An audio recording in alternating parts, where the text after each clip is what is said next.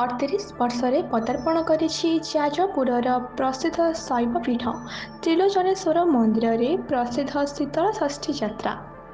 ଏହି ଅବସରରେ ଆଜି ସକାଳୁ ପାରମ୍ପରିକ ରୀତିନୀତି ଅନୁସାରେ ପୂଜାର୍ଚ୍ଚନା କରାଯିବା ସହ ଶିବ ବିବାହ ଉତ୍ସବ ଅନୁଷ୍ଠିତ ହୋଇଯାଇଛି। ପୂର୍ବାହ୍ନରେ ମହାରୁଦ୍ରାଭିଷେକ ହୋମଯଜ୍ଞ ଅନୁଷ୍ଠିତ ହେବା ପରେ ସନ୍ଧ୍ୟାରେ ପାରମ୍ପରିକ ରୀତିରେ ବିବାହ ଉତ୍ସବ ପାଇଁ ସମଗ୍ର ଅଞ୍ଚଳ ଚଳଚଞ୍ଚଳ ହୋଇଥିଲା।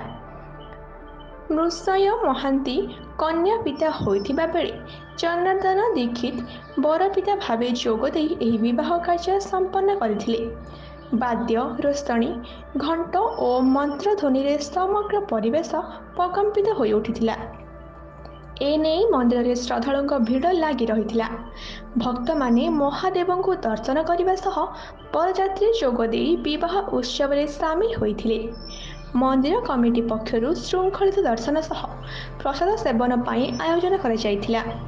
ଏହି ଶୀତଳଷଷ୍ଠୀ ପର୍ବ 1986 ମସିହାରୁ ଏଠାରେ ଅନୁଷ୍ଠିତ ହୋଇଆସୁଛି। ଯାଜପୁର ପ୍ରସିଦ୍ଧ ଶୈବପୀଠ ତ୍ରିଲୋଚନେଶ୍ୱର ମହାଦେବ ମନ୍ଦିରଙ୍କର ପୀଠ। ଏହି ପୀଠରେ ବହୁ ବର୍ଷ ହେଲା ଏଇଭଳି ଭାବରେ ଶୀତଳଷଷ୍ଠୀ ପର୍ବ ପାଳିତ ହୋଇ ଆସୁଛି।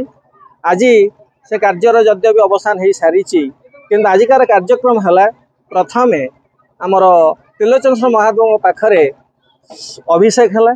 ଅଷ୍ଟାଧ୍ୟାୟୀ ପାଠ କରାଯାଇ କ୍ଷୀରଧାରାରେ ଅଭିଷେକ କର୍ମ ସମ୍ପାଦିତ ହେଲା, ହୋମ କାର୍ଯ୍ୟ ସମ୍ପାଦିତ ହେଲା।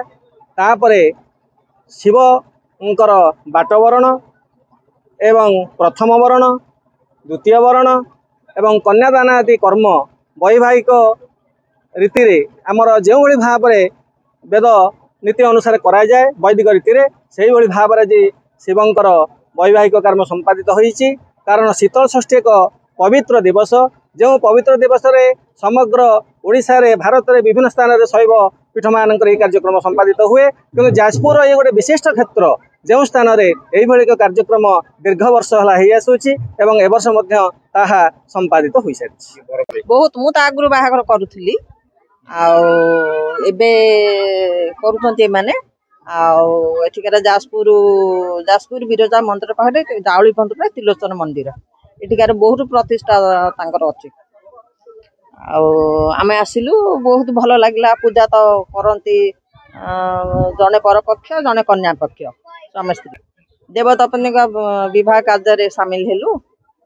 ବହୁତ ଲୋକ ଏଠି ଅଛନ୍ତି, ଖାଇବା ପିଇବା ବି ହୁଏ, ଭୋଜି ଭାତ ହୁଏ। ବହୁତ ଖୁସି ଅନୁଭବ କଲୁ।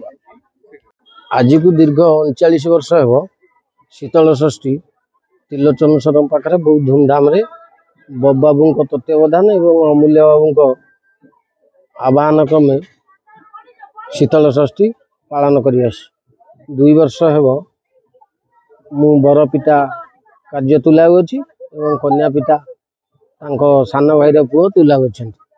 ଏଇ ଯେଉଁ ଶୀତଳଷଷ୍ଠୀ 39 ବର୍ଷ ହେଲା ଧରାପୃଷ୍ଠକୁ ଶୀତଳ କରିବା ସଙ୍ଗେ ସଙ୍ଗେ ଯାଜପୁରର ସୁପ୍ରସିଦ୍ଧ ଶୈବପୀଠ, ସର୍ବପୁରାତନ ଶୈବପୀଠ ଶ୍ରୀ ଶ୍ରୀ ତ୍ରିଲୋଚନେଶ୍ୱର ମହାଦେବଙ୍କର ଏକ ନିଆରା ପର୍ବ। ଏବଂ ମୁଁ ଆଶା କରୁଛି ଯାଜପୁରର ସମସ୍ତଙ୍କୁ ଶିବ ପାର୍ବତୀ ଘଣ୍ଟ ଘୋଡ଼ାଇ ରଖିଥାନ୍ତି।